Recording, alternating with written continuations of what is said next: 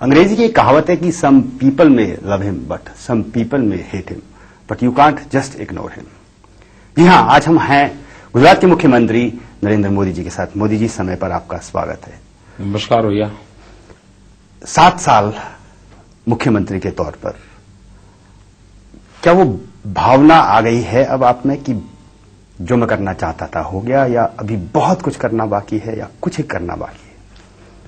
पहली बात है कि व्यक्ति अगर जीवन में कुछ लेना पाना का सोचता है तो वहां पर तो उसको अपनी सारी इच्छाएं पूरी हो जाती हैं।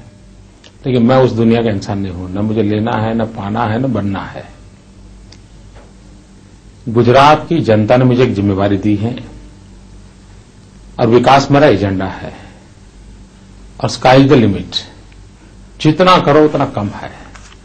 मुझे गरीब की झोपड़ी तक विकास को ले जाना है। मुझे विकास में गुजरात को दुनिया के समृद्ध देशों की बराबरी में खड़ा करना है। इन सपनों को पूरा करने के लिए बहुत कुछ करना है। बहुत कुछ सपने हैं, बहुत कुछ मेहनत करनी है। एक तोहफा सुन रहे हैं, मिलने ही वाला है टाटा की तरफ से, लखटकिया कार।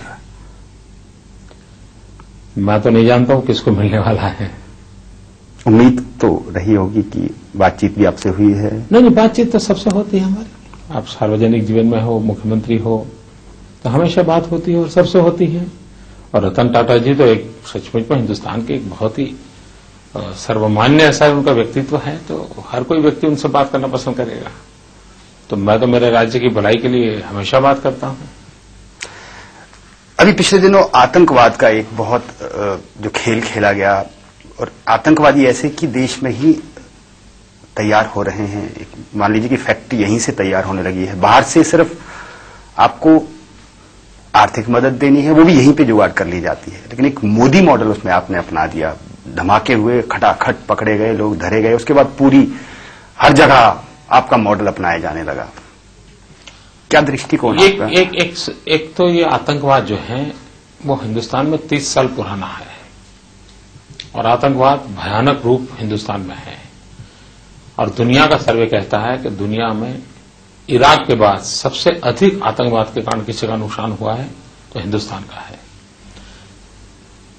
पाकिस्तान के साथ हमारी जितनी लड़ाइयां हुई उसमें जितने हमारे सेना के जवान मरे, उससे ज्यादा सेना के जवान और अधिकारी आतंकवादियों की गोलियों से मरे हैं। इसलिए देश ने बहुत नुकसान भुगता है। अब आतंकवाद में स्पॉन्सर्ड आज भी बाहर है। It is a sponsor terrorism. लड़के उनको यहां से मिल जाते हैं और उसमें कुछ इमोशनल बाइंडिंग हो जाता है, उनको लगा देते हैं। और देखा यह गया है कि पढ़े लिखे नौजवान हैं, आर्थिक रूप से संपन्न परिवार के लोग हैं, और आतंकवाद धीरे धीरे हिंदुस्तान बढ़ा। और उसका कारण यह है गत 5 साल की हिंदुस्तान की घटनाएं थी, कोई उसको चैलेंज नहीं कर रहा है, कोई रोक नहीं रहा है। वो आते हैं, घटना करते, भाग जाते हैं। 2 न पकड़े, 2 पकड़े जाए, वो तो मैं मानता हूं, लेकिन उसके पीछे एक स्ट्रेटेजी होनी चाहिए। देश कुछ करे या न करे, गुजरात चुप नहीं रह सकता। और जब तक आतंकवाद के संबंध में जीरो टॉलरेंस एटीट्यूड नहीं होगा, हम नए आतंकवादी पनपने से भी नहीं रोक पाएंगे, आतंकवाद को भी नहीं रोक पाएंगे, और निर्दोषों को मरते हुए हम देखते ही रह जाएंगे। और इसलिए भारत के सभी राज्यों को, केंद्र सरकार को आतंकवाद के संबंध में जीरो टॉलरेंस, इसी मूड को लेना पड़ेगा। गुजरात जीरो टॉलरेंस के मूड में काम कर रहा है और हम मानते हैं कि इस आतंकवाद को, जैसे पंजाब के अंदर आतंकवाद को खत्म किया गया, हिंदुस्तान की धरती पर से आतंकवाद को नष्ट किया जा सकता है। कमी कहां है फिर अगर नष्ट किया जा सकता है? एनडीए की आपकी सरकार रही। आपकी बात सही है कि एनडीए ने तो काफी कुछ किया, उसके बाद देश में प्रश्न कोई फैला नहीं। अभी देश में फैलने का अलग अलग शहरों में गया, अब टाउन में जा रहा है, छोटे छोटे। आतंकवाद के लिए एक तो सारे देश का एक ही स्वर होना चाहिए, चाहे राजनेता हो, मीडिया हो, जुडिशरी हो, सबका एक ही स्वर होना चाहिए। ये मूड बनाना पड़ेगा और इसका नेतृत्व प्रधानमंत्री ने करना चाहिए। दूसरी बात है, हिंदुस्तान के अंदर कानूनी फ्रेमवर्क ऐसा होना चाहिए कि कोई भी आतंकवादी छूट न सके। अमेरिका में 9/11 के बाद एक भी घटना नहीं घटी, उसमें एक बड़ा रोल पैट्रियट के कानून का है। लेकिन हमारे यहां क्या हो रहा है, आजकल एक प्रचार हो रहा है। प्रचार ये हो रहा है कि कानून होते हुए भी आतंकवादी घटनाएं घटती हैं। ये एक कैसी बचपना हरकतें बातें हम कर रहे हैं। हमारे देश में हत्याएं होती है कि नहीं होती हैं, लेकिन हत्या करने वाले को 302 की धारा है कि नहीं है? 302 की धारा होने के बाद भी हत्याएं होती हैं। क्या 302 की धारा निकाल दोगे क्या? बिना टिकट ट्रेन में जाना ये गुनाह है कि नहीं है? फिर भी लोग बिना टिकट जाते हैं कि नहीं जाते? क्या बिना टिकट जाने वाले कानून को निकाल देंगे लालू जी क्या? तो ये जो सोच है वो आतंकवादियों की ताकत को बढ़ाती है, उनका मॉरल सपोर्ट करती है। राजनीति ज्यादा हावी रहती है इसमें। देखिए, हमारे देश में दुर्भाग्य है, आतंकवाद का ये बढ़ने का मूल कारण वोट बैंक पॉलिटिक्स है। आप कल्पना कीजिए, एक सस्पेक्टेड आतंकवादी आजमगढ़ से पकड़ा जाए, गुजरात की पुलिस लेके आए, और दूसरे दिन कांग्रेस के, समाजवादी पार्टी के, मायावती जी के सारे वरिष्ठ नेता उसके घर पहुंच जाए मिलने के लिए।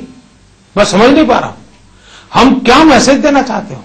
Just because of vote bank politics देश के निर्दोष लोगों को मरवाते रहोगे आप लोग, और हिंदुस्तान की जनता इन लोगों को माफ नहीं करेगी। मित्रों, गुजरात में आपने किया है, एनडीए की सरकार अगर दिल्ली में आती है तो क्या उम्मीद की जाए? एनडीए की सरकार आती है तो नहीं, एनडीए की सरकार आने वाली है।